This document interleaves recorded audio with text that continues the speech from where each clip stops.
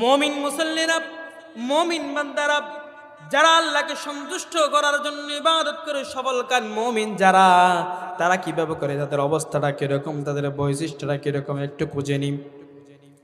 কোরআনুল কারীমের 23 নম্বর সূরা সূরাতুল মুমিনুনের ভিতরে আল্লাহ সুবহানাহু ওয়া তাআলা ঘোষণা করে দিয়েছেন, قد أفلح المؤمنون الذين هم في صلاتهم خاشعون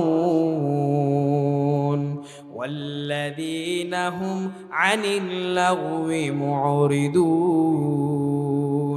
সফল কাম মুমিন, সফল কাম বান্দা, সেরা মুমিনগুলো, সেরা ইমানদার, সেরা মুসলমান কারা জানেন নাকি?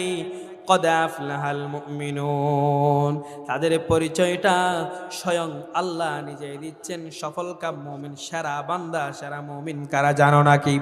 তাদের পরিচয়টা জানে না? তারা হলো আল্লাযীনা হুম ফি সলাতিহিম খাশিউন, নামাজ আদায় করে খাশিউন, ভয় নিয়ে, একাগ্রতার সহিত, বিনয়ের সহিত, আল্লাহ ভীতি নিয়ে, আল্লাহকে সন্তুষ্ট করার জন্য আল্লাহর ভয়গুলো নিয়ে যারা নামাজ আদায় করবে, ওই সমস্ত মুমিনরা হলো সফল কাম মুমিন। সুবহানাল্লাহ। আপনি শ্রেষ্ঠ মুমিন হতে চান, সেরা বান্দা হতে চান, কিভাবে হতে পারবেন?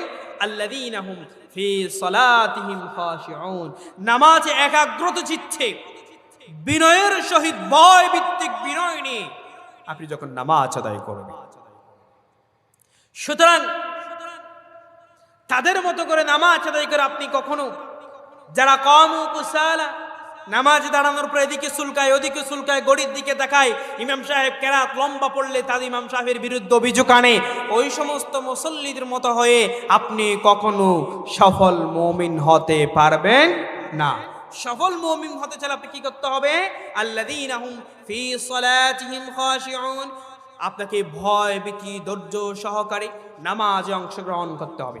আপনি যে ধৈর্য সহকারে আপনি যদি নামাজে অংশগ্রহণ করেন, সর্বদিকে আপনার সফলতা দিবেন তিনি কে?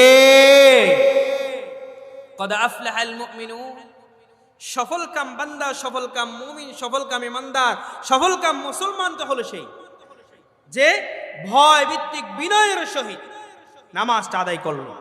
ওয়াল্লাযীনা হুম আনিল লাগওয়ি মুরিদুন, যারা অনর্থক কথাবার্তাগুলো, ফাহেসা কথাবার্তা, বেহুদা কথাবার্তা বলে না, মুখটাকে